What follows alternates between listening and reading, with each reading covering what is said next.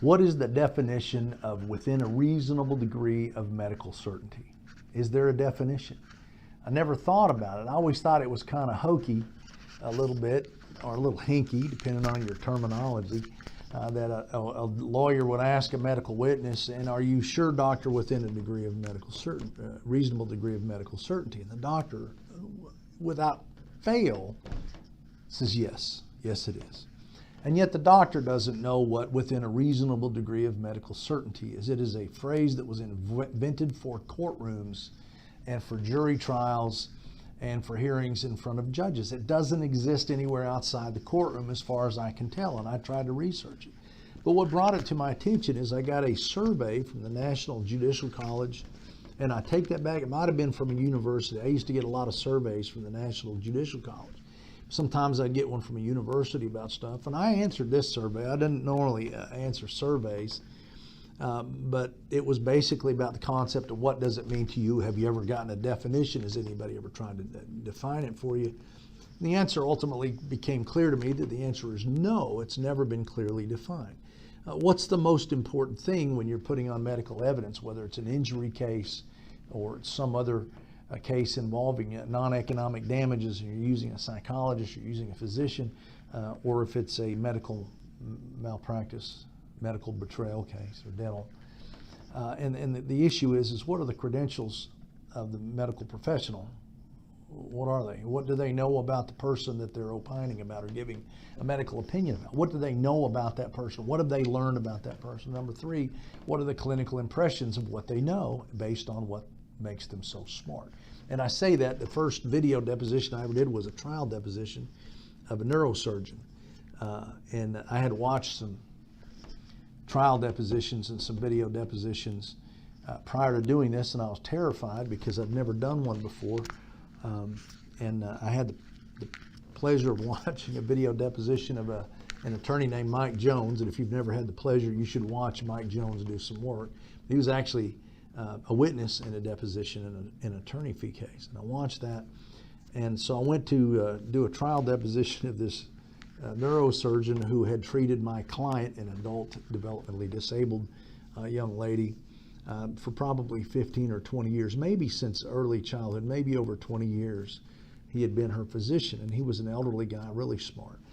And I didn't have a bunch of notes on a notebook paper, and my co-counsel, who had been on this case for a long time, was very disturbed because I didn't have notes.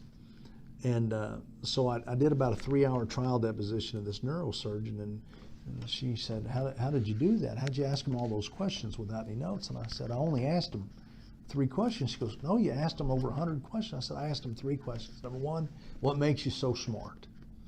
Right. What are your credentials? What have you done? What's your education? Where all of you worked, and what departments have you worked in? So number one is what makes you so smart. Number two, what do you know about my client? Tell me about her medical history. Tell me what you know, and tell me how you know it. Number three is what are your clinical impressions? How does what makes you so smart plus what you know about my client, how does that affect your opinion, or what opinion do you have clinically about my client? And that's it. What makes you so smart? What do you know about my client? And what are your clinical impressions based on how smart you are and what you know about my client?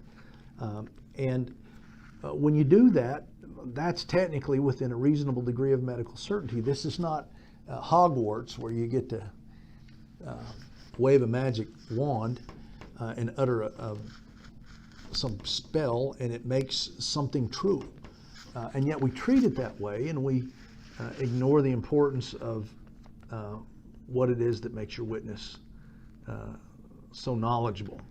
It'll also, if you understand this concept and you understand that within a reasonable degree of medical certainty has no definition, it has no meaning, and it's not really a magic phrase, it's not required in a court of law. There's a doctrine called the magic words doctrine, which says that the exact words don't need to be uttered. Check your own jurisdiction and look at it. Make sure you understand that the concept behind this mythological phrase beyond within a reasonable degree of medical certainty. Understand the concepts behind it. Convey that to the jury, and don't get caught up in this prophylactic use of a phrase. Again, it's not Harry Potter and it's not Hogwarts. Just try to have some understanding about what you're doing, and it's not really that hard.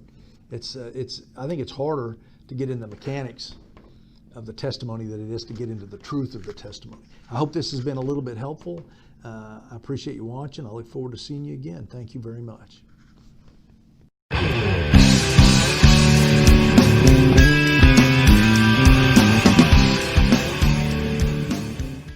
The only way to really learn how to put on a jury trial is to simply try a jury trial. That's not always a great idea, especially when it's a high-stakes case. And you don't have to do this alone. You can always have an experienced co-counsel by your side. I'm former Judge Ken Adair, and I provide first chair and co-counsel services because now that I'm retired from the bench, getting justice through aggressive and competent jury trial practice is all I want to do. Learn more at Trial.Win.